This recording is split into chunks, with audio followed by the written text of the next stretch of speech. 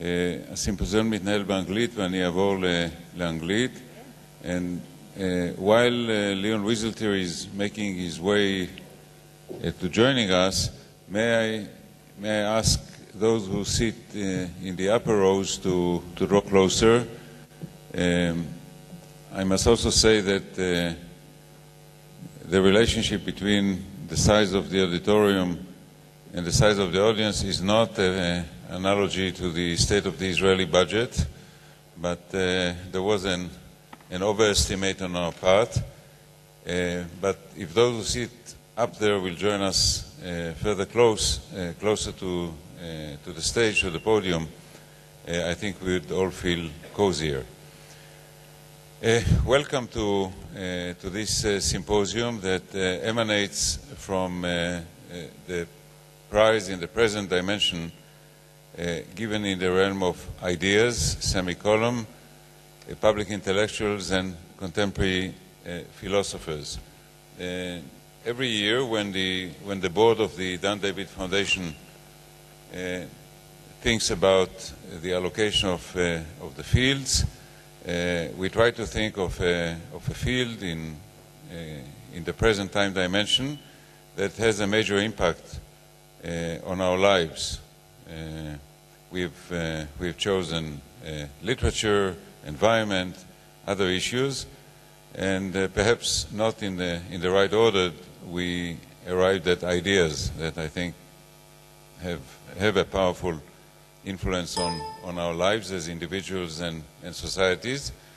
And I'd like to begin by quoting a beautiful paragraph authored by the late Albert Horani, a great historian of the modern Middle East, a British-Lebanese historian, who began one of his essays with the following paragraph. Delicate and complex as butterflies, our ideas may grow from their first beginnings in the secret womb of a single mind until they shake the foundations of society.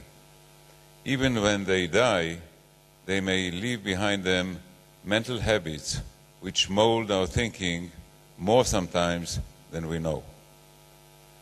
So it is very much in the same spirit that we chose the field of ideas. The panel of judges chose as recipients one philosopher and one public intellectual. The philosopher is Michel and the public intellectual is Leon Wieseltier. We've done this year what we do every year and ask our laureates to share some of their knowledge, insight, expertise, stature with the public, Tel Aviv University audience and the larger Israeli audience. And we've also asked Professor Shimon Shamir, my friend and colleague, to join us to address specifically the role of ideas and intellectuals in the contemporary Arab world, and even more specifically the Arab Spring. And so we'll have a well-rounded panel. And the way we'll proceed is I will present an initial question to each of our panelists. They will respond. They may comment on one another, and then we'll open up, and please feel free to ask, comment, and generate a conversation between the panel and the audience, because at the end of the day, what is intellectual life but a dialogue among the many? So, Professor Sell, let me begin with you. Obviously, you are French, and when one thinks about ideas and public intellectuals, one thinks, I think in the first place, about France. I remember that your most famous newspaper, Le Monde, has a page called Idées, which doesn't happen in too many other countries or too many other newspapers. And I'd like to ask you to begin by talking to us about the French intellectual tradition. Professor Serre will speak in French. We have a translator who will translate into English. Please. Merci beaucoup, Monsieur Rabinovich. Ma réponse sera en 3 parties. Je vais d'abord parler de l'histoire, ensuite de la définition de la question, et ensuite des problèmes d'aujourd'hui.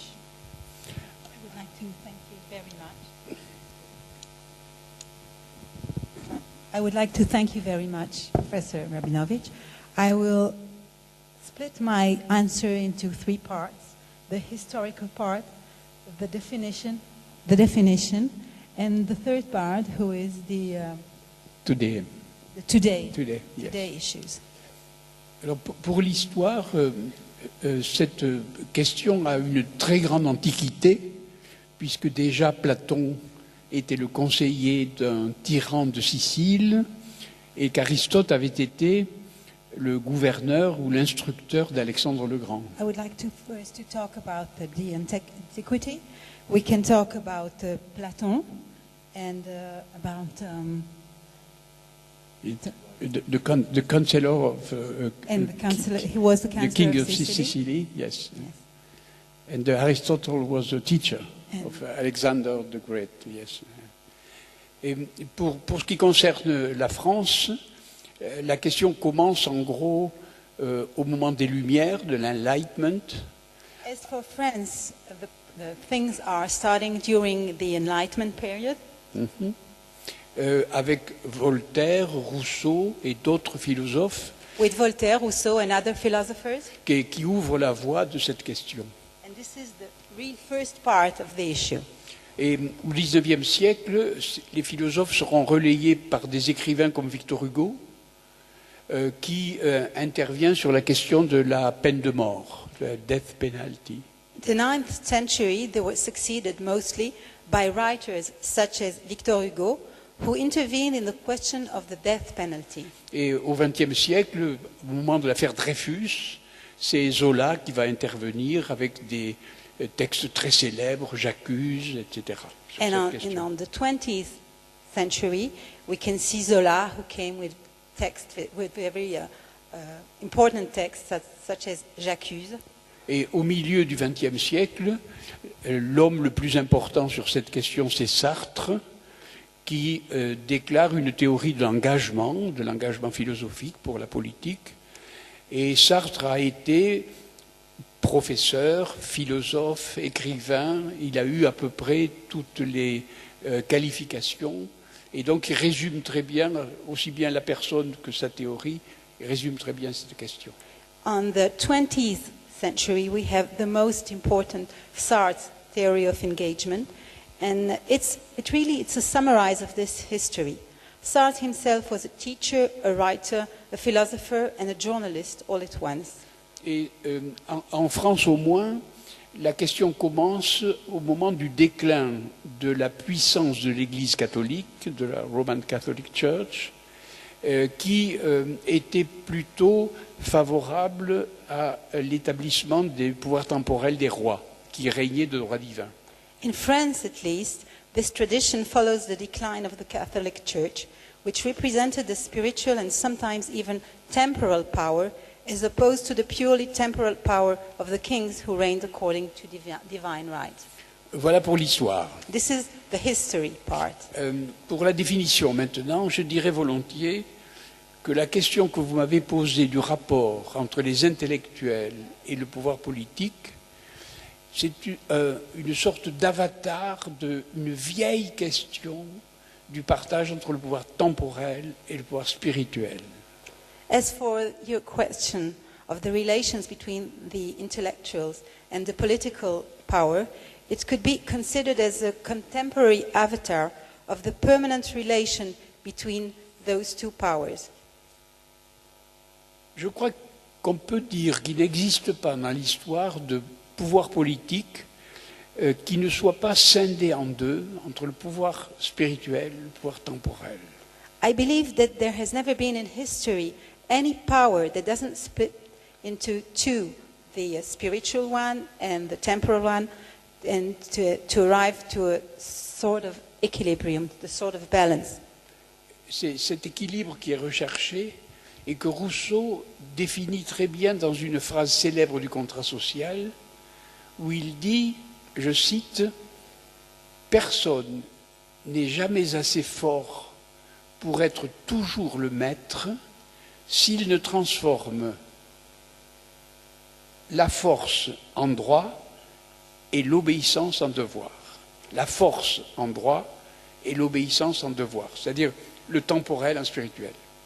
As for the temporal and the spiritual, Rousseau states this kind of situation, and he writes, "No one is ever strong enough to remain the master forever if he does not transform his force into law, obedience and duty." Et bien entendu, la catastrophe arrive lorsque l'un des deux pouvoirs cumule les deux. Lorsque le pouvoir temporel prend le pouvoir spirituel, ou le pouvoir spirituel prend le temporel. Auquel cas, c'est la tyrannie. And however, catastrophe occurs when one of the power holds both at the same time. Either the spiritual power takes on the power of arms, or it has a demanding ideology. In either case, this leads to the worst tyranny because no counterforce can prevail. Et c'est toujours intéressant dans un pays donné de se poser la question qui détient le pouvoir spirituel. And it is always very interesting in any country to ask who is the one to possess this spiritual power. Qui en France le détient, qui aux États-Unis le détient, qui en Israël le détient, qui en Chine le détient, et ainsi de suite. Who has this power either in France, in the US, in China, in Israel? Alors, maintenant, ce pouvoir spirituel, je crois pouvoir le diviser en deux parties. Une partie critique et une partie organique. I think I would split the spiritual power into two, the critical part and the organic part. Parce que lorsque un intellectuel, comme on le dit ici, critique le pouvoir en place, il est obligé tous les jours de veiller de façon précise à tous les événements et à toutes les décisions que prend le pouvoir. Generally, when an intellectual criticizes the situation, the real situation, he has to consider and take into account all the events and reality around this same power. Et par conséquent, là, il manque un peu de recul, de distance, pour se poser d'autres questions que les questions de lutte quotidienne contre le pouvoir ou de jugement sur le pouvoir. And sometimes he is too far from other questions than those regarding combats and struggles. C'est pourquoi il y a vraiment deux intellectuels possibles, celui qui est le critique journalier, et puis celui qui a du recul et qui se pose la question, peut-on inventer une autre forme de gouvernement que celle que nous connaissons? Finally, the critics are split into two. The daily criticizer, and the one who will ask much further and deeper question, how to consider the power. Et je prends comme exemple les théoriciens au XIXe siècle qu'on a appelés les socialistes utopiques. Les socialistes utopiques. And my example will refer to the socialist utopic, the utopical socialist in the 19th century. Et ils n'ont jamais eu le pouvoir, et chaque fois qu'ils ont approché du pouvoir, ça a été un échec. They have never had the power in their hands, and every time they tried to, it was a failure. Et cependant, ce qui tient chez nous de liberté ou d'art de vivre vient souvent de leur invention. But generally, anything related to the art of living or freedom is a source that comes from them.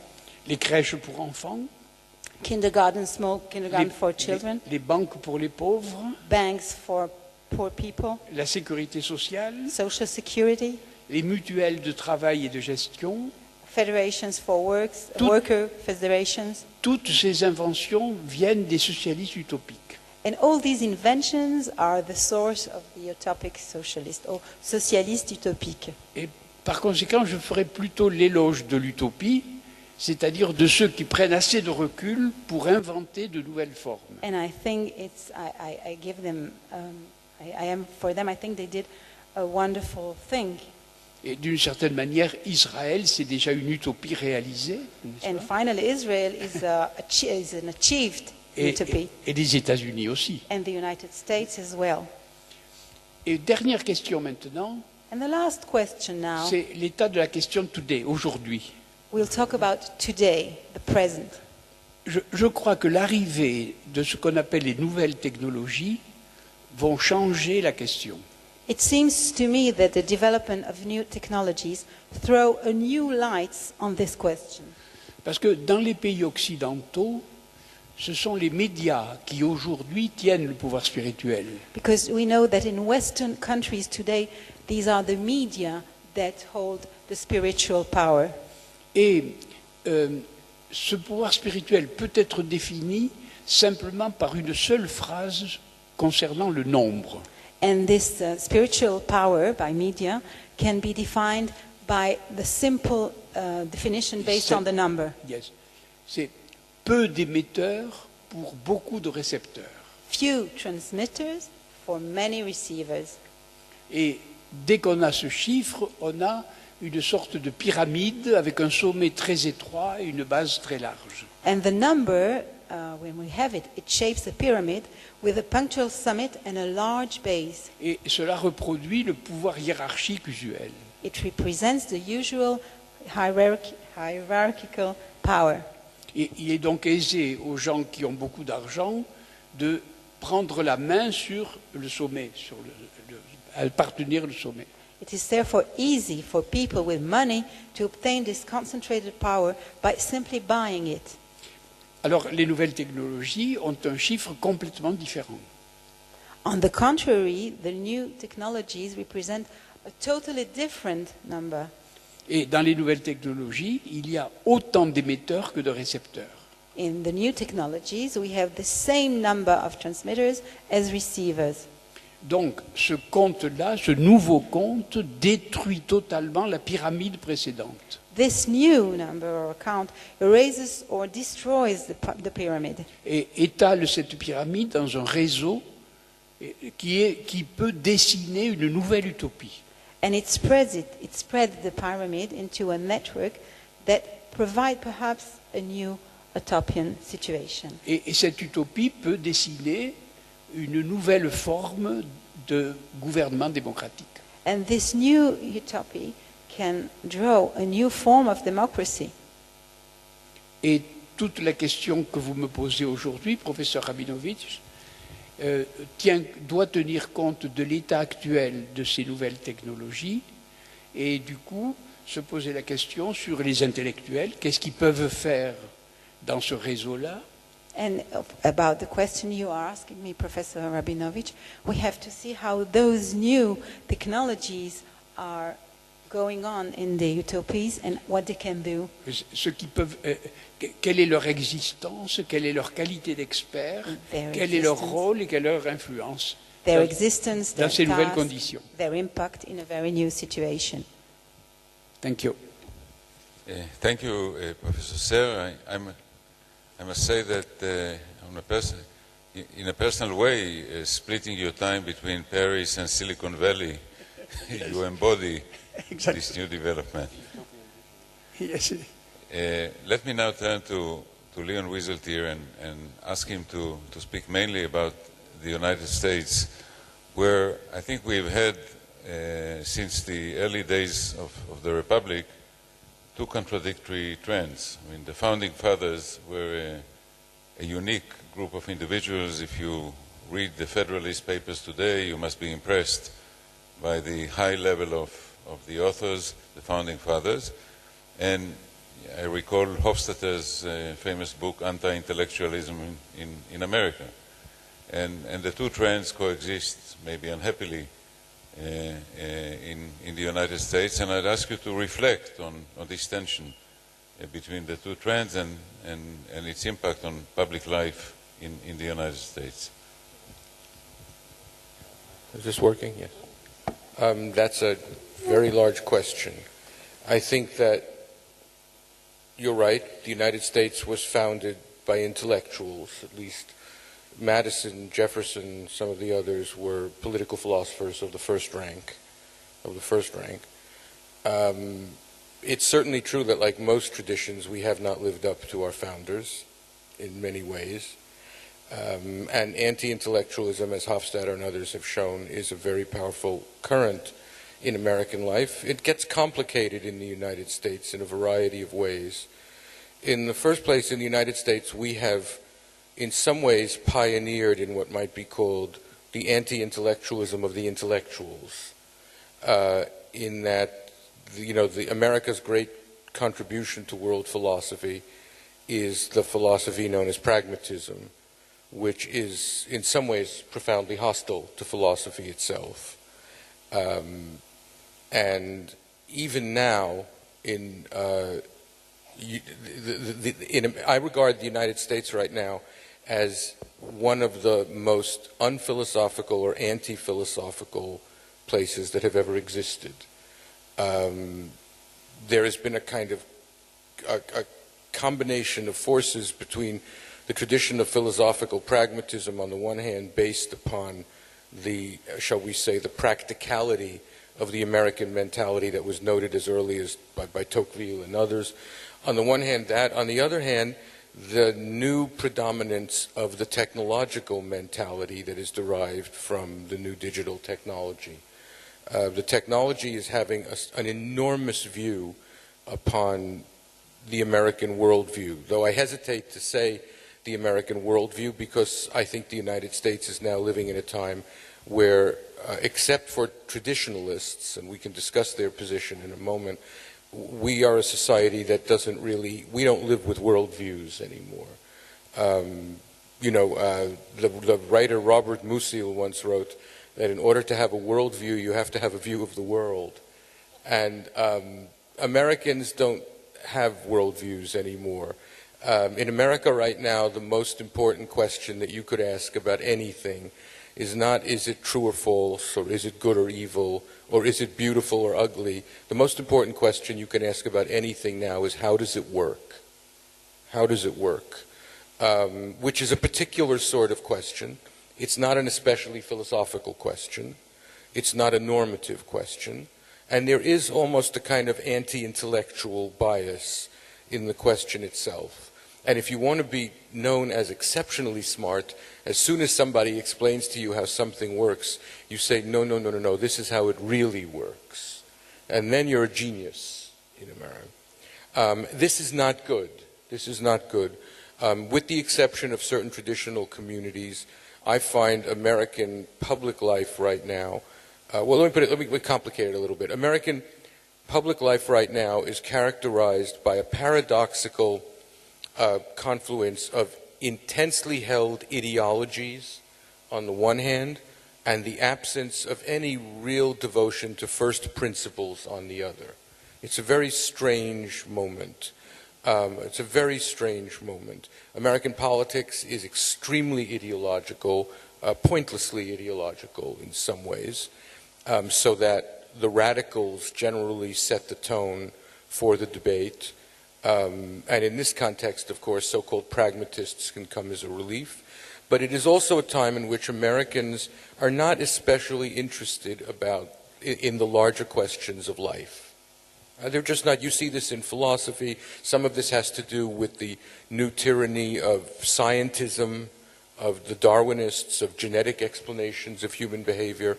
There are all sorts of determinisms and holistic explanations of life that have retired a certain degree of interest in the larger questions, or rather have answered the larger questions in a very simplistic way, Now, we're speaking mainly here, I think, about political ideas, which are in some ways, they have a different metabolism, a different character than ideas about the cosmos or ideas about the good, the true, and the beautiful. America right now, there is, again, there's a paradoxical situation. On the one hand, we are all instructed to believe that intellectuals, as they say, should tell truth to power, which means that there should be an essentially adversarial relationship between intellectuals and the government and the powers, essentially adversarial. On the other hand, American policy is deeply driven by the ideas of intellectuals, policy ideas, not necessarily theories of world history, but policy ideas. My own view is that it is impossible to make a rule about what the relationship should be between intellectuals and power in the following sense. Intellectuals should I should say, the government is never always right and never always wrong. That's my first assumption. So that it is not a betrayal of the intellectual vocation. It is not a treason, if you will, on the part of an intellectual to offer support for a policy that the government is pursuing, as long as the intellectual derives his reasons for that support, not from the government or the policy itself, but from arguments of his or her own that are advanced with a deep concern for the integrity of that argument. In other words, I think that in that sense the intellectual must be independent in the sense that his argument derives not from interests but from ideas or from reasons, right? But yes, so that's the first point I would make. There are the history of the relationship between intellectuals and power in the United States and elsewhere has been a very modeled history. There are intellectuals who have actually assumed power. In America, since the Founding Fathers, we've had, Abraham Lincoln was in some sense an intellectual. Woodrow Wilson was certainly an intellectual. Barack Obama thinks he's an intellectual. But generally, we have not had intellectuals rule us, and which is probably a good thing in the sense that the experiment of intellectuals actually taking power has often not ended well. I mean, for me, the greatest example of the intellectual actual taking power, of course, is Lenin, who was a genuine intellectual, a brilliant intellectual, and actually acted upon his own program. The problem, the complication with political ideas as opposed to metaphysical ideas or literary or cultural ideas is that when one holds a political idea, one actually wishes that it will be realized. It is not a purely theoretical exercise. And in that sense, intellectuals become responsible for and complicit with governments insofar as they adopt the ideas that are proposed. The most recent example of this in American history, I guess, would be the Reagan presidency, which was really, really driven by a wide array of conservative ideas that were brought to the government in a very unmediated way and acted upon. The deeper problem is, in America, is trying to figure out what an intellectual is, which is a question we have to ask ourselves. There was a very brilliant critic many years ago in the 60s who once said that an intellectual is anybody who carries a briefcase to work. This, of course, is incorrect as a definition.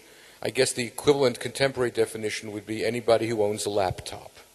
But we know that that is incorrect. We know that that is incorrect. In fact, one of the things that we're just beginning to deal with now that the first era of giddiness and dizziness about the digital technology is ending, we're coming to grips with some of the most profoundly anti-intellectual implications of the new technology. The new technology is not, it is the greatest assault on human attention ever devised. In some ways, it is the greatest assault on human reason ever devised, insofar as it facilitates the creation of a whole new kind of demagoguery and a whole new kind of mob, and there is, of course, nothing, there's nothing more antithetical to intellectual life than the mob, Now, America is a very optimistic country, so in my country right now, you hear a great deal about the wisdom of crowds. It's about the wisdom of crowds. Everybody is excited about this thing called crowdsourcing, which the technology permits, so that everything can now be, crowds can be made to form digitally and so on. Those of us who were raised either on the study of, or who, I'm too young, but who know about the experience of crowds in 20th century history, find it a little bit harder to be enthusiastic about the creation of new crowds. And in some way it might be said that the role of the intellectual in America right now is not so much to stand against the government, but to stand against the crowd, to stand against the mob. And by the mob, I mean mainly the mob of the media and the digital mob. You know, I've always thought that without romanticizing the intellectual, I think that loneliness or isolation is a hallmark of intellectual life. I don't mean to be romantic about that, because we all have friends and lovers and so on. But still, there has to be some sense of critical distance, of detachment that one holds. In America right now, it must be said that intellectual life has been fragmented between journalism and the academy, so that, you know, there are many journalists and there are many professors. I'm not sure how many intellectuals there are right now operating in the field, as it were. And B, the application, the philosophical criticism of politics, which I think is one of the duties of the political intellectual, is becoming increasingly rare. There's an enormous amount of political criticism, but the criticisms that are made are generally not made in terms of first philosophical principles in the way that they were made by the founders of the state. There's a lot more to be said, but I'll stop there. Thank you. So we've spoken about France, Europe, the old world. We spoke about the new world. I'd like to move closer to us, to the Middle East. My colleague, Professor Shamir, has worked for many years on the role of intellectuals in Aeropolitics, an issue that came to the fore during the past 2 years or so, when people moved by ideas toppled governments in the Middle East. And of course, the role of ideas and intellectuals in these events has been studied and spoken about often, but it is not something that happened in the last 3 years. It has deeper roots, and it is about these deeper roots, Shimon, that I'd like to ask you to speak. Thank you, Itamar. You mentioned the Arab Spring, the development of the last 2.5 years in Egypt and other countries. This is just the last stage in a century-old story of love-hate relationship between intellectuals and power in Egypt. It started, I would say, at the beginning of the 20th century. Professor Sher started with Rousseau, and Wieseltier started with Jefferson, so I should start with Tahusen and his colleagues. The first half of the 20th century was the first period of effective large-scale modernization, a fundamental change in the life of the Egyptians, and naturally changes of this kind need intellectuals. Modernization needed conceptualization, legitimation. It was an attack on the norms and the values and institutions of the traditional society. The politicians needed guidance, the public needed education, and Egypt was quite fortunate to have at that time a group of remarkably creative intellectuals, gifted intellectuals, thinkers, writers, artists, who could provide that. They preached modernity, they spoke about civil law, about constitutionalism, about nationalism. They articulated a new positive attitude to Western civilization, and very cautiously they started moving toward separation of religion and state. This made them quite influential. This is the heyday, really, of intellectuals in Egyptian history, modern history. They were prestigious. 2 of them were even appointed as cabinet ministers. There was a symbiosis here between intellectuals and power. The only problem is it did not last more than the period as I defined it. And in 1952, we have the Nasserite Revolution. Now, many people see that revolution as a watershed. Everything changed from the ancien regime to the new regime, and therefore, presumably, there was a period in which intellectuals should have come to the fore. In the perspective of today, I think it is seen differently. There was more continuity in the Nasserist revolution than change. You see, the paradigm of modernization was already there. What the revolutionaries had to do is to discard some of the options offered by this Western paradigm and opt for others, but all within the same framework.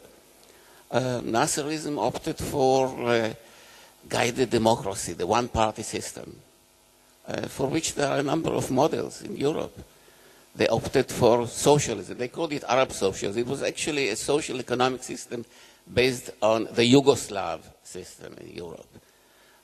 They changed the liberal nationalism to radical nationalism, of pan-Arabism, also as a trend that is familiar from Western experience. So they did not feel that they really need the intellectuals, all the more so since those intellectuals were liberals and did not like the authoritarian type of regime that emerged there. The intellectuals were marginalized. Some of them left the country. Some of them were co-opted. And the most prominent among them were put in golden cages. They were given spacious offices in the Haram building where they could do whatever they wished on one condition, that they don't publish anything that embarrasses the regime. To tell the truth, this déclassé status of the intellectuals was to a large extent also their doing. They were completely swept by the lure of Nasserism. They looked at Nasserism, it appeared to them such a successful movement, so popular, it establishes the place of Egypt in the international arena, and they felt that perhaps their own road was not the right road to take. And they accepted this status of inactive intellectuals. But here, this stage also ended. The chain of successes reached its end. In the mid-60s, it was quite clear that many of the projects of the revolution reached a dead end. And then came, of course, 1967, which completely smashed the aura of success and brilliance of Nasser. Since in Egypt many people regard as a legitimizing factor of power effective performance, many of them said Nasser lost his legitimacy. So the time for reckoning came, and the intellectuals started re-examining the record of Nasserism and their own record in it. The most famous document that emerged at that time by Tawfiq al-Hakim, one of the leading and most respected intellectuals in Egypt, was called The Return of Consciousness, Audat al-Wa'i. Was translated to many languages, in which Tawfiq al-Hakim re-examines the record of Nasser and exposes dictatorships, corruption, and all the wrongdoings of this regime. And then he comes to the point, the treason of intellectuals. He asks himself, where were we? We should have understood all that. We didn't protest in any way. And in a way that it reminded me of The God That Failed. You remember that book by André Gide and Kessler and others who were disillusioned with communism and published this disillusionment. This is what Tawfiq al-Hakim did. So a new generation of liberals, of intellectuals emerged who preached similar things as the first generation. They spoke also about openness to the world, about rationalism. More courageously, they spoke about separation of religion and state. And in a way, they were ready to find a place for themselves in the systems of Sadat and Mubarak. There was actually some common ground between these two entities. there was some agreement about some basic premises. Mubarak needed banks that take interest, unlike what the Islamists preached. We needed a general climate in Egypt which would be conducive to investments from the outside world. He needed security forces that could fight the Islamists, the Islamist terrorism, and believe in what they were doing. And the intellectuals could provide that. Said Ashmawi, the judge, former brilliant intellectual, actually went to lecture in the police academies. And Sa'd-Din Ibrahim, one of the leading intellectuals of that stage, found channels to this presidential palace through his wife, through the wife of Mubarak, who was a student at the American University of Cairo. And he started a dialogue with Mubarak. But Mubarak wouldn't take it. He decided that he did not want to confront the Islamists conceptually head-on. Instead, he opted for some duplicity. He was doing one thing and saying something different. He paid lip service to Islamism and kept a distance between him and the intellectuals.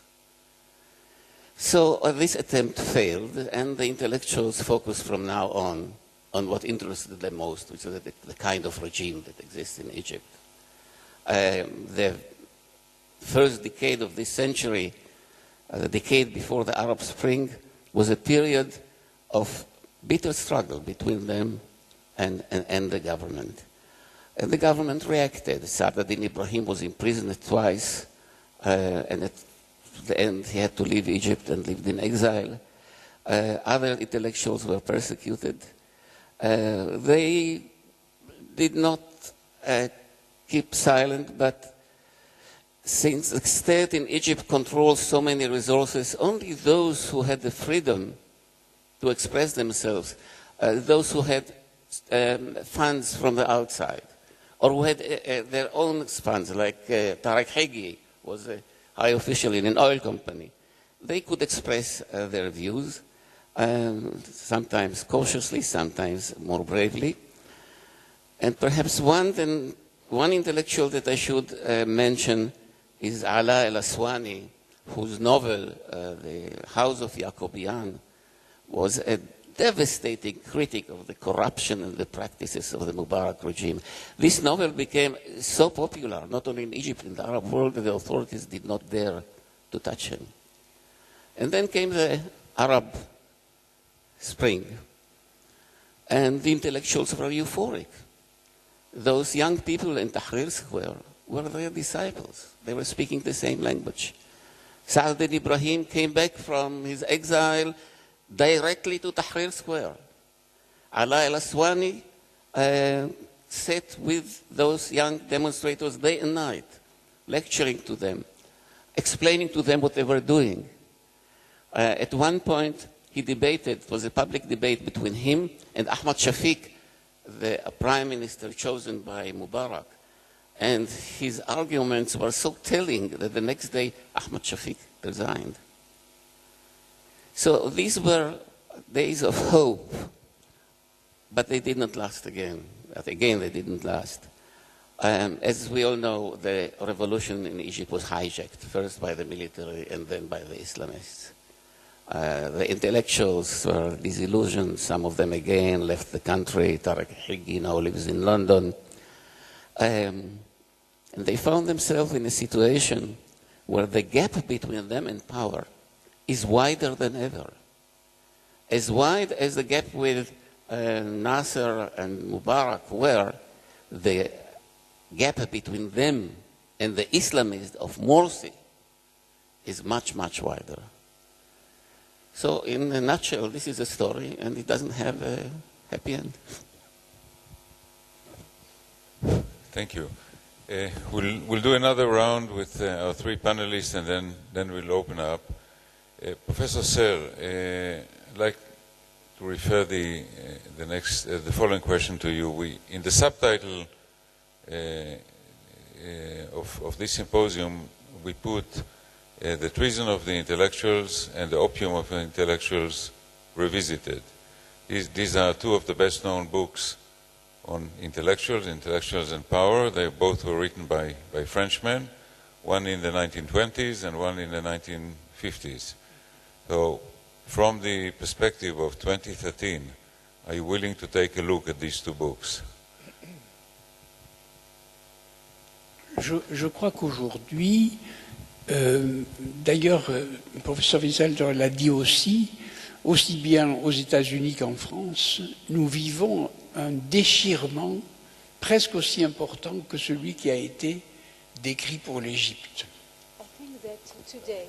I think that today, and Mr. Wieseltier talked about it, in the United States as well as in France, we are living a very, very deep, tearing situation, a split. D'une part, vous l'avez dit très bien, il y a un déferlement des idéologies les plus conservatives. And on one part, as you told it, there is a flood, a big flood of conservative ideologies.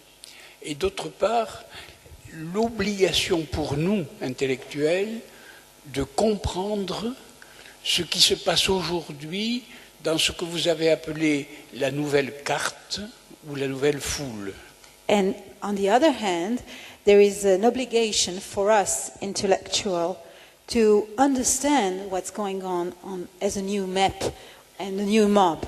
Parce qu'il est vrai que nous habitons dans un nouvel espace. Because it is true, we are living in a new space.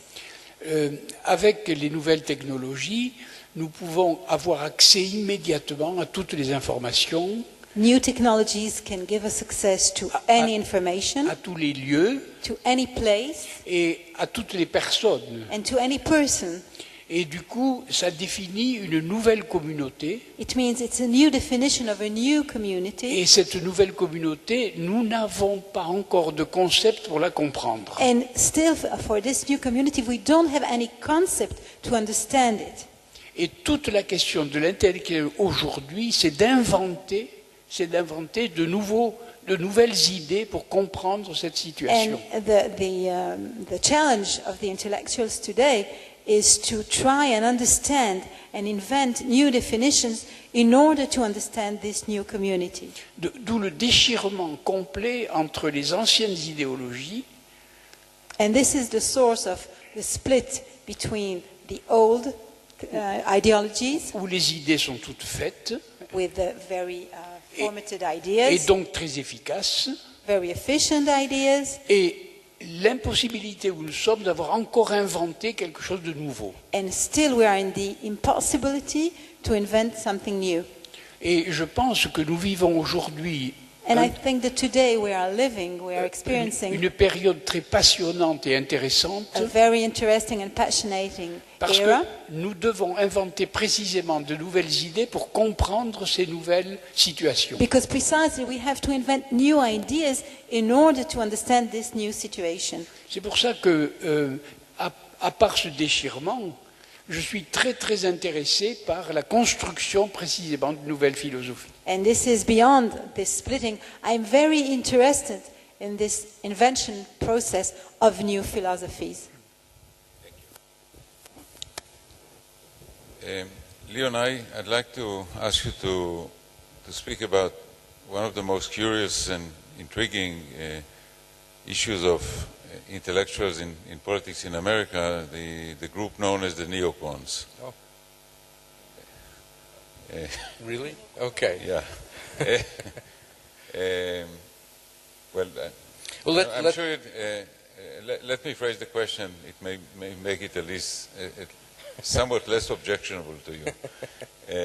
Because we have a group of intellectuals, some of whom began on the left and then moved to the right, became what's known as Reagan Democrats. And I think the height of the debate with them and over them had to do with the Iraq War. Because there is the argument that it was the neocons who pushed Bush administration to the Iraq War in the name of an idea, to export democracy to the Middle East. Well, it may or may not have been may not have been true, and we know the end of that episode, but it also opens up to a much larger issue of a group of intellectuals with a certain ideology, a shifting ideology, and a very complex relationship between them and a political group.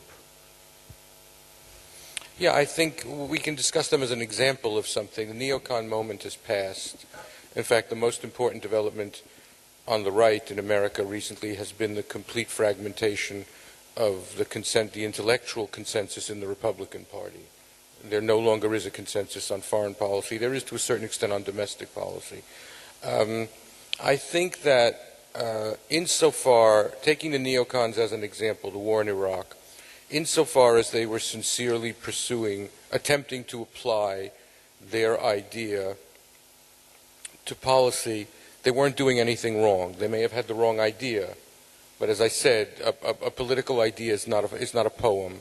And if one has an idea about changing a certain political reality and one is sincere about the idea, then one must actually one cannot be accused of betraying the intellectual vocation by actually acting on the idea.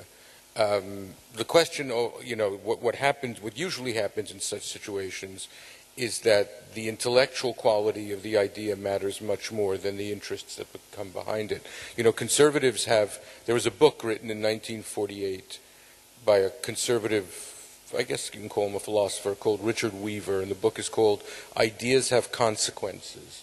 Conservatives like to say that ideas have consequences. What usually happens with people who say that ideas have consequences is that they care much more about the consequences than they do about the ideas.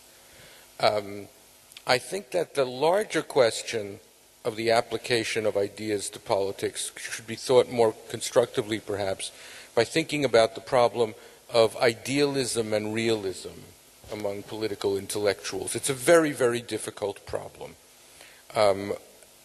Every idealist has a special responsibility to be realistic, in the sense to have a very close empirical understanding of reality. Otherwise, idealism becomes very dangerous. Realists have the mirror image responsibility to still maintain some standpoint for critique. Otherwise, they become complicitous with reality. For political intellectuals who attempt to have measures of both idealism and realism, it's very hard to find the solution to this problem. One wants to be, in politics, one must be realistic, but one must not be complicitous with reality, because one should not be an accomplice, and realism should not make one an accomplice. Political intellectuals must be idealists in some way, because they subject their society, they measure their society by a philosophical or moral standard that is in some sense very high, but there is always the danger of measuring society by the standards of purity, which is very, very dangerous, very, very dangerous. Some of what we see, you'll correct me if I'm wrong, the political intellectuals of the Islamists in the Arab world, and of course, just as Tahrir Square had its intellectuals, the Muslim Brotherhood has their intellectuals of whatever quality, is the promotion of some sort of purity as an ideal for society to follow leads to a great deal of cruelty, always, a great deal of cruelty. So for political intellectuals in the States too, the question is, how can one be a realist without being an accomplice of reality, and how can one be an idealist without being dangerously detached in a way that could lead actually to cruelty? Questions of, my own view is that the debate about Iraq was never as simple as the critics of the war said it was. I should say I supported the war in Iraq when I believed that Saddam Hussein had weapons of mass destruction, and the reason was quite simple, which was that he had already used weapons of mass destruction in Halabja. It was not a theoretical question. No exercises in game theory were necessary in this matter. As soon as it became clear to me that he did not have weapons of mass destruction, I publicly recanted my support. However, I did say that the origins of a war have no bearing upon its outcome. So whereas I do believe that the war in Iraq was begun in a scandalous manner, I think the President of the United States took the country into a major war based on a mistake. I don't believe it was a lie. I think it was a mistake. The fact is, I had hopes until the way we withdrew from Iraq that something good may come out of this war, But having said that, the intellectual moral situation about the debate about the war of Iraq is very complicated. When you engage in a debate about tyranny or in a debate about war and peace, your own position is never free from consequences. For example, those people who were against the war in Iraq, as far as I were concerned, were satisfied with the perpetuation in power of one of the cruelest dictators in the Middle East. A man who had been responsible, together with Iran, for the deaths of 1 million people in a pointless war, who had used chemical weapons against innocent civilians, and so on. I mean, none of us is ever without implications of our views. I mean, in the debate in the American Jewish community over the decades about the settlements, about Palestine, and so on. I mean, when I'm an old Shalom Achshav man, unrepentant, and they would always tell me, well, you don't live there to see the consequences of what happens. And I would say to them, actually, that's true, I would say to my right-wing Jewish friends, but you don't live there either to see the consequences of the continuation of the occupation and the terrorism that it provokes and so forth. In other words, there is no political position that does not have a consequence that one must not be held responsible for. And in the war in Iraq in America, the debate in that war was usually conducted on the one side was the right wing, which was for the war, some of them defensively, some of them indefensively, and the left, which acted as if its own position on Iraq left it in a morally pure position, which of course is never the case. The problem in political intellectual life, purity is never an option. Is never an option. There's one problem now with the argument made to a right-wing Jewish supporter of the settlements. When you say you don't live there, he says, I don't, but my son does. That happens all too often. Shimon, I'd like to ask you in a more personal vein. You are an academic, an intellectual as well. You're not in politics, but you were in policy twice, ambassador in Egypt, ambassador in Jordan. You wrote a book about your experience in Jordan, and you don't make explicit comments in that regard, but when one reads the book, one can see that you were operating on two levels. You implemented a policy, but at the same time, you were the academic expert, the intellectual who was also observing the process, observing a government and a policy at work. Can you share with us some of your thoughts and experiences from that period? Shall be happy to do this, but first allow me to make some very brief comments on the two subjects that have been discussed before me. You asked Professor Sarah about the treason of intellectuals, the work of Benda. Now, of course, we all know that he spoke of a very particular kind of treason. He speaks in the 20s about what he called the intellectuals who indulge in collective political passions, in ideologies. And that was a period of ideology. In Europe, ideologies were dominant. In a way, this may be seen perhaps as an obsolete work, but in one way, it is a work that tells us about things to come. Ideology at that time was prominent, was paramount. Then came Daniel Bell, the end of ideology.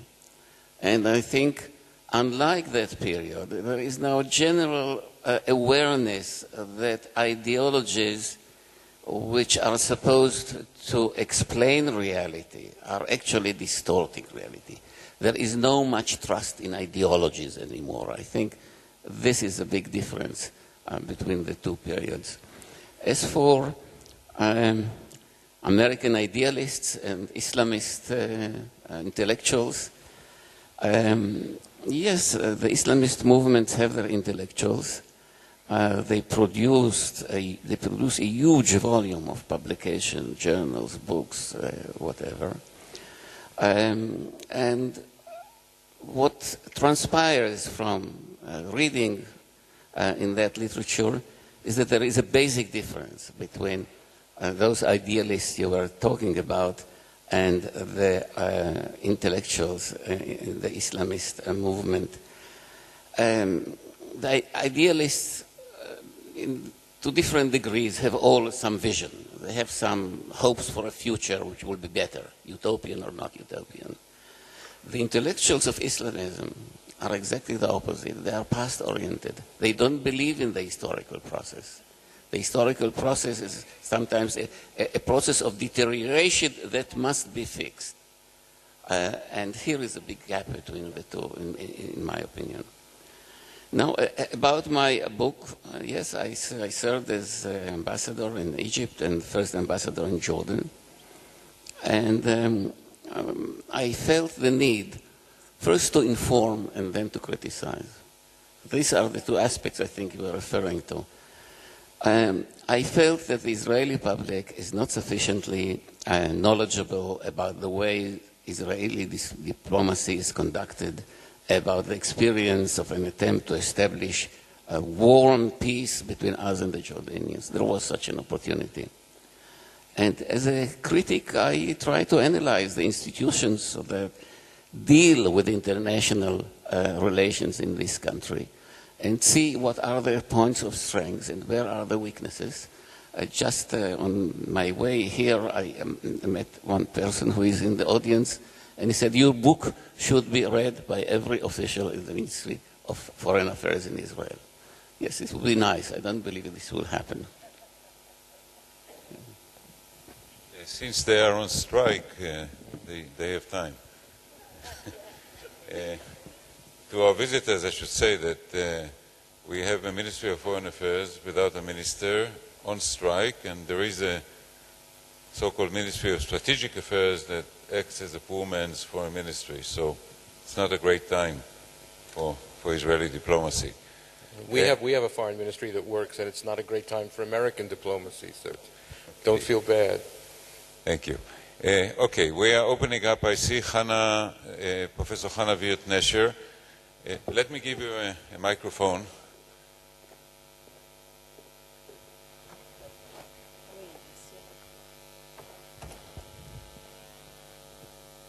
Yes, thank you very much for raising such interesting perspectives on these issues. I would like to ask you about going perhaps beyond the limits of the nation when discussing intellectuals in an age in which there's so much talk about cosmopolitanism.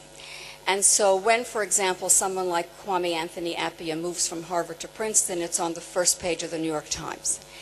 Or if you look at the list of people recently in the last 10 years inducted into the American Academy of Arts and Sciences, so many of them recently come to the U.S. So my question is this. What is the role of the cosmopolitan intellectual vis-a-vis power globally or locally?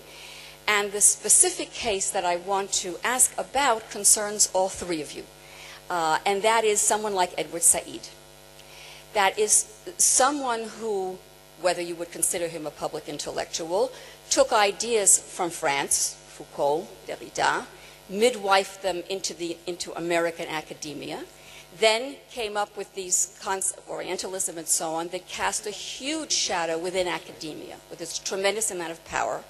And so my question is this some sort of ineffectual power, a kind of glorified intellectual tourism, or is cosmopolitan intellectualism a new arena for talking about power and intellectuals? Sorry? Well, should I go? ahead, yeah. Well, again, cosmopolitanism is a very fashionable thing right now. It can mean many things. Edward was, in one sense, Edward was a cosmopolitan, but his cosmopolitanism was rooted in a fanatical devotion to the Palestinian people. I think that, and I'm not speaking here about the quality of his ideas, I think I would make one introductory point, which is that the distinction between the universal and the particular is a very overrated and not terribly interesting distinction. I think that there is no such thing as the pure universal, and there is no such thing as the pure particular anywhere. If the pure universal or the pure particular existed, they would be perfect monsters. But there are no such people. And one can find the universal only in the particular, and one studies the particular in the hope of being elevated to the universal. So this whole distinction, you see this in literature. The greatest writers in literature, I mean, you can think of Faulkner, Sholem Aleichem, Hardy, many of them. They write about little tiny corners of the world. And in this Proust, and in this corner of the world, they find the whole universe. They find the whole universe. So in some way, this whole, the distinction I don't find terribly helpful. Cosmopolitanism can also mean a belief in either a denial of the legitimacy or a hope for the weakening of the nation state. That's not a view that I share. That's not a view that I share. I think the nation state is not going anywhere and has, et cetera, et cetera. It can also refer to the question of globalization. And here, too, I think that globalization has become one of the cliches of our time. I think that, the globalization, insofar as it refers to CNN and the Internet, so that we have the universal access to information, that's true, but it's not terribly interesting at some level, at the level of philosophy or at the level of identity. I think that insofar as the cosmopolitan individual, however, is an individual who has incorporated into his or her own identity influences that were not just the influences that he inherited. Sometimes one is a cosmopolitan simply by being influenced by what is across the street from where one lives. You don't have to be influenced by what's on the other side of the world. It has to do on one's openness to the other and on the extent to which one is willing to diversify one's identity with influences that are not one's own. That's cosmopolitanism. And in that sense, you can say that this brings us to the question of, and I guess back to Edward in some way, of multiculturalism.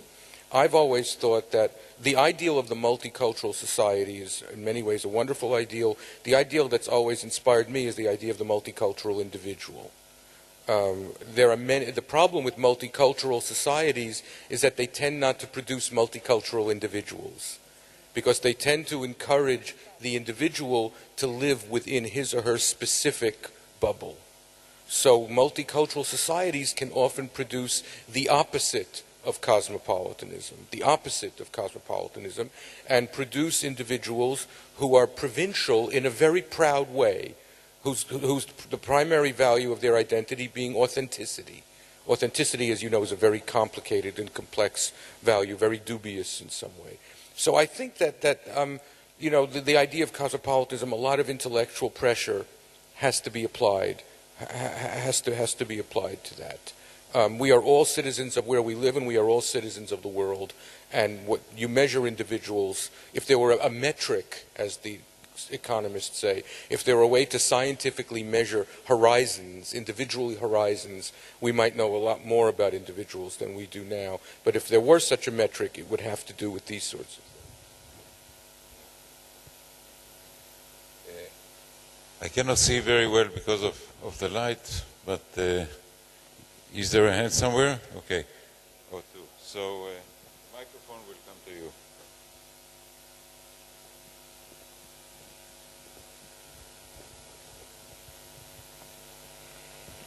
I'm interested in hearing your comments on the situation in Israel. Is there such a thing as intellectualism in Israel? Who are the intellectuals or the intellectual ideas that drive the powers today? Of course there are intellectuals in Israel. Yes, I think that, that's a complicated question. I guess the interesting question is to what extent is the distinction between intellectual life and ideological life. We spoke earlier about ideologies and about the repudiation of ideologies. In political intellectual life, ideas tend to be translated into ideologies. And by ideologies, I mean a totalistic explanation. A totalistic explanation. Now, I should say that the critique of ideology that took place in the 1950s and afterwards mainly as a response to communist and left-wing ideology, though also to a certain extent to fascistic ideology, the place of that critique, the reason for it seems clear, but I do have to confess that in our famously post-ideological age, sometimes I miss ideology for the following reason. I miss it because I no longer know what many people believe.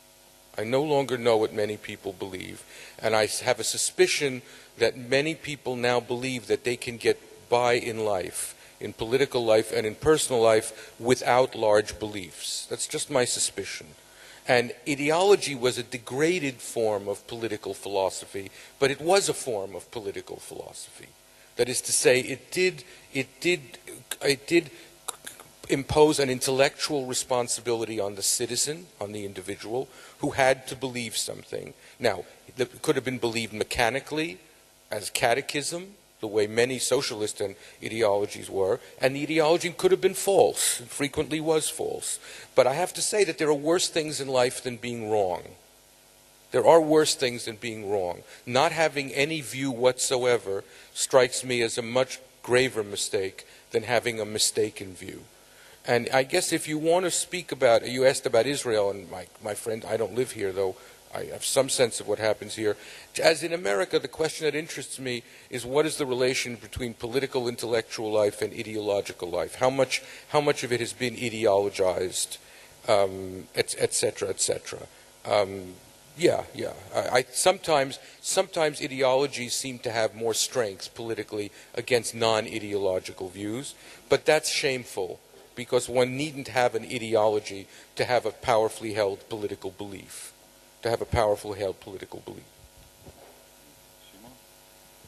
Well, of course, ideologies have their usage. They can be very fruitful and serve many purposes. But I would say on one condition, that they are properly challenged, that they are all the time under the pressure of intellectuals who examine and re-examine the basic tenets of ideology. And I think in Israel we live in a period in which the dominant ideology, which is Zionism, is being challenged more than in any other time in the past. And the fact is, to be, I think, fair to the Israeli system, is that even those who challenge Zionism in the most telling way, the most devastating way, they do not suffer any sanction in this country. A person like Yeshayahu Leibovich, for example. Now, a street is named after him in Jerusalem, and the decision was taken by a municipality that consists of right-wing and ultra-Orthodox elements. So a re-examination of dominant Israeli ideology is taking place all the time. I think it's even escalating, and I regard it as a very positive development. If I could just say one thing, I would say that Zionists make it too easy for their enemies to challenge them. In other words, most of the people that I know who call themselves Zionists, when I ask them what they mean, they cannot give me an adequate answer. They cannot, either in terms of Jewish history or Jewish philosophy or political philosophy, I cannot get a satisfactory answer. And obviously, since Zionism does not mean the defense of whatever the Israeli government did yesterday, but has to mean something much broader, I have found that Zionism itself has intellectually crippled itself. It's not been crippled. Many of its wounds have been self-inflicted, I guess is what I would say. If I'm allowed a brief response to your question, Of course, if you look at individuals like Avishai Margalit or Ruth Gavizon, they are fine examples of intellectuals who apply their intellects to current political issues. I think there's been a very interesting effort to import into Israel neoconservatism through the Shalem Institute, and if you looked at what Yoram Chazoni wrote a few years ago, this was an effort to offer a right-wing alternative to individuals like Avishai Margalit. Time will tell whether this effort to import neoconservatism to Israel has been successful or not. I think we saw... But Itamar, can I just say one thing, though? We have to be fair here. It cannot be that if you agree with me, you are an intellectual, but if you disagree with me, you're an ideologist. In other words, I think that we have to agree that in the war of ideas, everybody has their ideas. Sometimes they come in packages, sometimes they don't come in packages, but et cetera, et cetera. The gentleman with the microphone, there's a hand up there. Here, I have the microphone, I have the power, I guess. Yes. Actually, my question is on the power to distribute information, and it's primarily directed to Professor Serre. I heard you describe with, I feel, some optimism the passionate times in which we live in and passionating times in which we live in, and particularly this new model that we're going towards, meaning a model from which the power to distribute information was described by a hierarchical, by a pyramid, into a model in which there are more emitters of information. And in certain terms this is very good, and I share your optimism. This is very good because it's more difficult to acquire, to buy exclusive control over a source of information, and there is more pluralism and so on. But there are certainly problems, and I wanted to ask you how you deal with some problems. And personally, as a journalist, the first problem that comes to mind is the reduction or even the absence of any form of filtering, and with filtering of any form of, how can I say, accountability and quality control, shall we say, on the source of the information. Whereas we are in a situation in which we have, you basically can find on these new media, in these new technologies, on the internet, you can find at the same point, at the same level, you can have the same access to a plurality of good sources, of accountable sources of information, and at the same time to an equal amount of conspiracy theorists, crazy nuts, deniers of the Holocaust, and everyone is on the same level because everyone has the same access to the media and can say whatever they want, and everyone has the same access, everyone is on the same level. And how do you deal with this? And do you think that it is necessary to have some form of gatekeeping? Or do you trust the people, do you trust the public to be able to filter and to understand who is the accountable source and who is the crazy conspiracy nut? Thank you.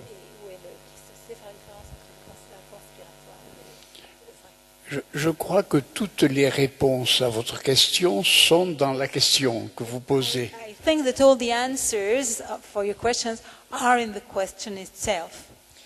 Parce que je dois dire que, avec beaucoup de modestie, je ne peux pas répondre à cette question. I have to say with a lot of modesty that I cannot answer this question. J'ai dit tout à l'heure que nous n'avions pas encore d'idée sur le traitement de cette quantité d'informations dont vous parlez. I just told that we don't have yet ideas about how to deal with all these information you have mentioned. Nous sommes exactement dans la même situation qu'au moment de l'invention de l'imprimerie. We are now in the same situation as in the era of before the invention of printing.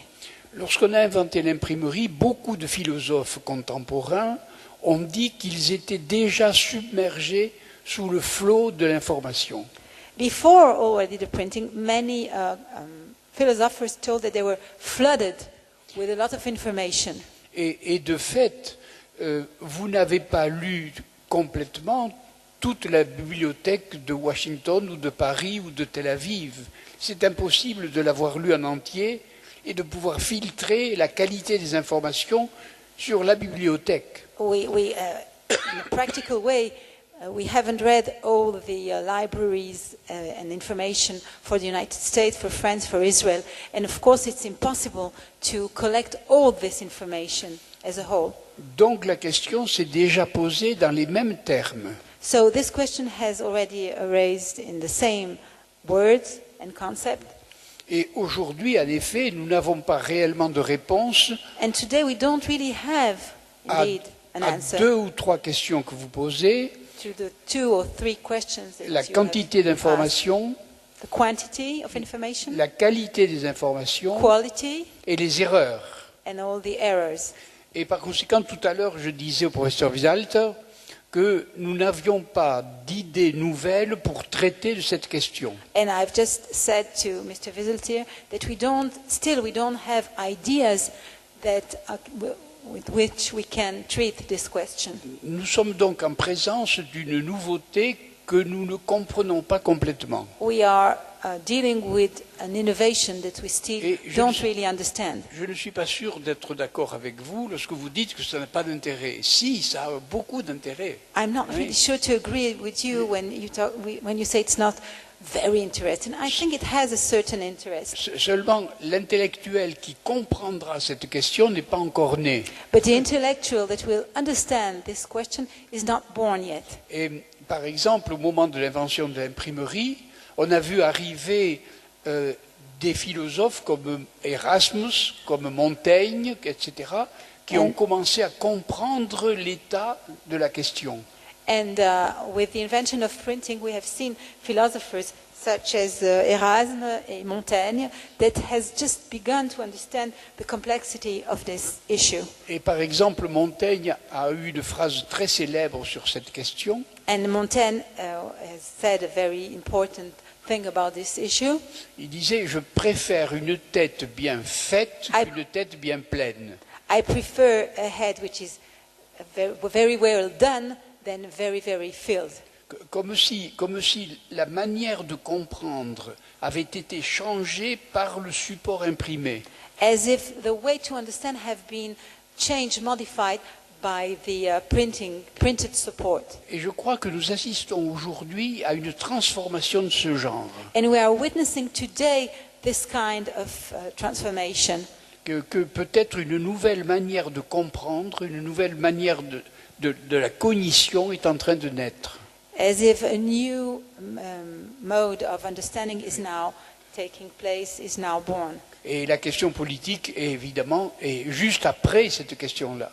And the political question just comes Mais after it. pour le moment, ce sont des questions ouvertes que je ne sais. Donc, en fait, je ne sais pas répondre à votre question. Meaning it's very open issues, and truly I cannot answer your question. Could I just say one thing, just make a small point, actually, as someone who, I earn my living as a gatekeeper, but I think that one thing I'd like to say is that intellectuals, in the highest sense, not in the anthropological or sociological sense, in the highest sense, what they do not deal with is information.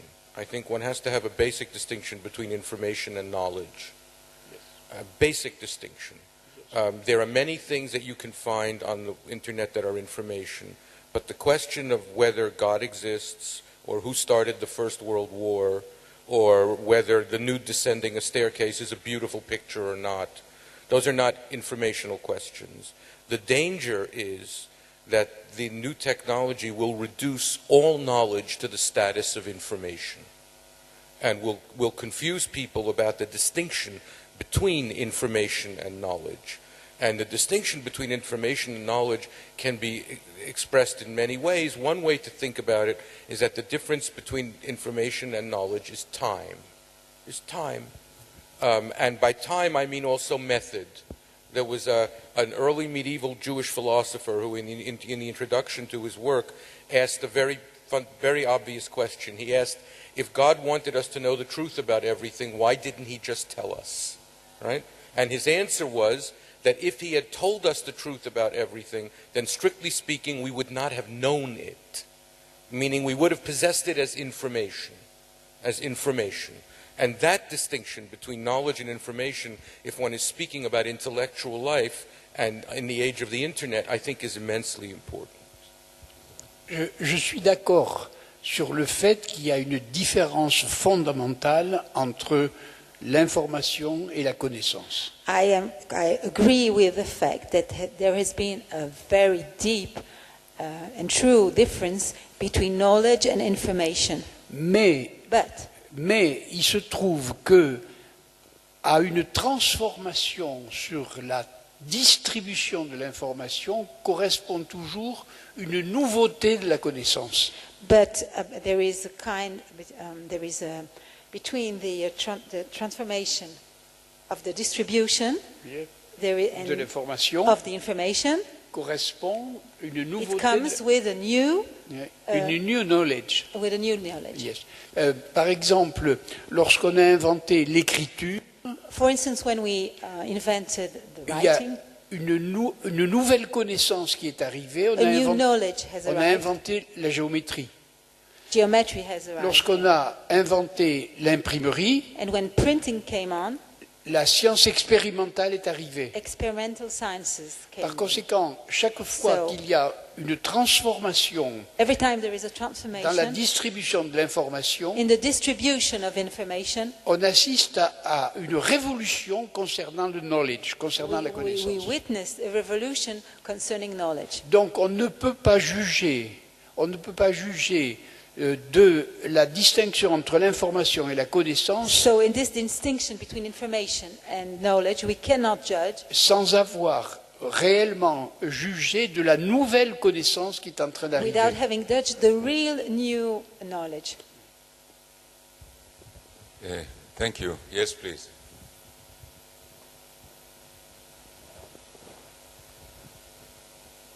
So regarding this last session, I would like to ask if you think intellectuals are actually a talent. It's not a matter of exercising, and is it the involvement of natural curiosity, like a person has ability to be a musician, a good musician, or is it we have to give our children and put many efforts in teaching them, or either to be an intellectual is a natural talent?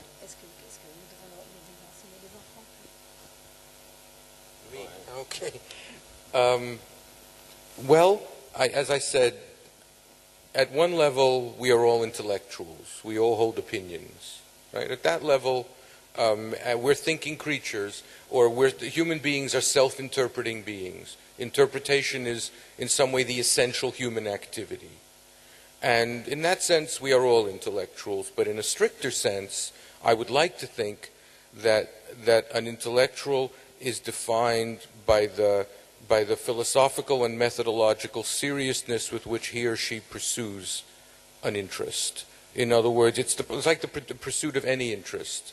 It is possible to pursue it in a dilettantish way, and it is possible to take one's interest very seriously. If one takes an intellectual interest very seriously, then I think this requires, as I said, time, meaning study. I think intellectuals should try not to speak about things that they know nothing about. I think that opinion is a degraded form of belief. Opinion may be the currency of democratic life, but I think of a belief as an opinion with plus a reason. Many people have opinions but don't know the reasons for their opinions. But the minute you add a reason to an opinion, you have a belief, whether or not it's a justified belief.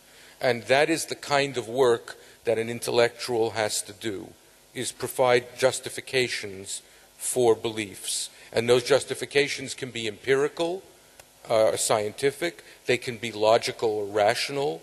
It would all depend. They cannot be, I should have to say, experiential. I am not interested in beliefs that are believed to be true because I experienced something that you did not. Or those formulations that we begin with now in the States or everywhere, as a white Jewish male, I think that my inherited identity confers no intellectual authority upon me whatsoever. whatsoever. And that one has to, and if one wishes to speak about, with authority about what one has inherited, one has to make it strange to oneself, one has to study it, and then one comes out on the other end where one can speak with some authority. And that, by the way, is what bothers me about a good deal of intellectual life on what's called the blogosphere. Because, you know, the premise, the assumption of bloggers is that a person's first thoughts are his best thoughts. Now, the minute you say that sentence, you know it's false, right? We all know that that's false. So I think that it depends on the standards that one holds for oneself. In a way, following the same line, intellectuals, I believe, are defined in two different ways. They are defined sometimes by the cognitive process that they engage in, and then you have definitions like intellectuals are those who produce ideas, and so on. And they are also defined, and this is now more controversial, in terms of their commitments. Intellectuals are those who live for ideas and not of ideas. This is the distinction between the intellectuals and secondary intellectuals.